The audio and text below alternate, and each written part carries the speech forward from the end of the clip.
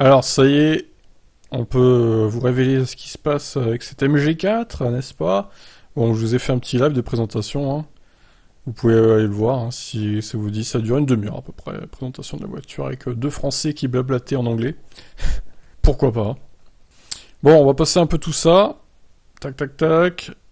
Les dimensions 4,29 m de long, empattement de 2,71 m, 1,83 m 6 de large, écran 7 pouces derrière le volant, 10,25 au centre.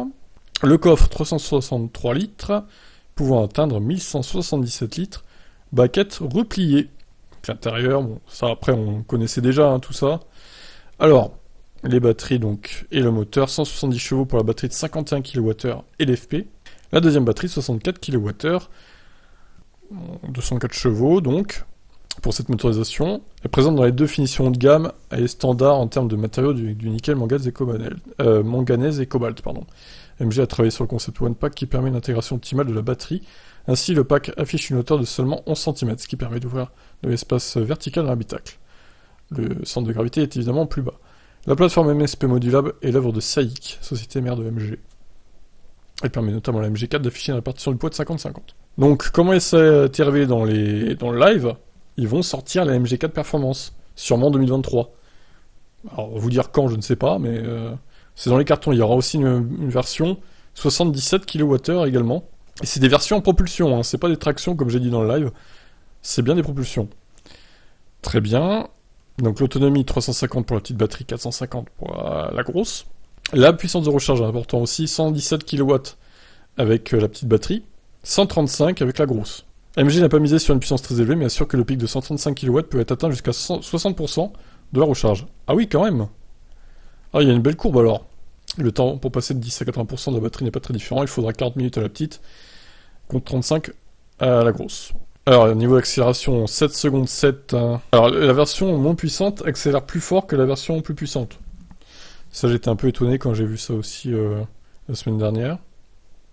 Donc, les tarifs, 22 990, bonus déduit pour la version 51 kWh 170 chevaux, 32 990 € pour la version 64 kWh confort.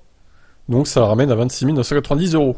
Non mais vous vous rendez compte, 64 kWh, 9, 26 990 €. C'est du jamais vu. Et la version Luxury qui perd un peu en autonomie, par contre, 435 km, donc 28 990, après déduction du bonus. MG le confirme, il n'y a pas d'option catalogue, à l'exception de la peinture métallisée de la série blanche. Pour le reste, l'équipement est unique à chaque finition.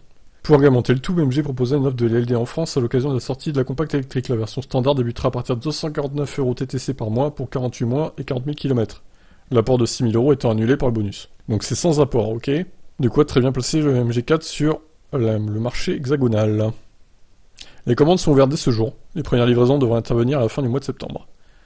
Puisque la compacte a atteint l'Europe récemment. Ah ouais, donc là, les premières voitures vont être livrées très très vite en fait.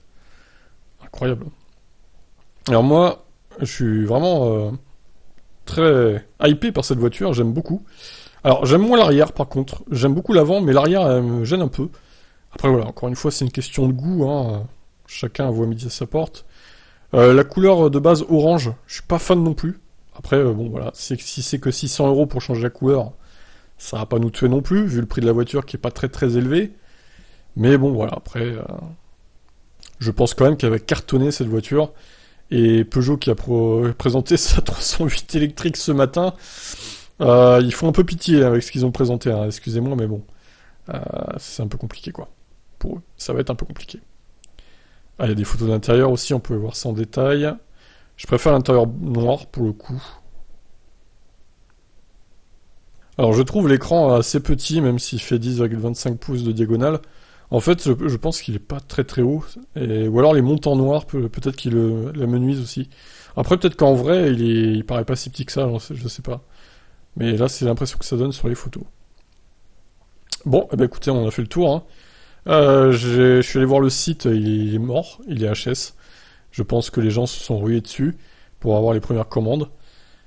Pas étonnant. Donc, écoutez, bonne chance à ceux qui pourront commander cette voiture dès aujourd'hui.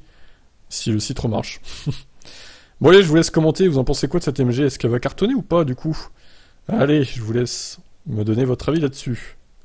Je vous laisse, ciao.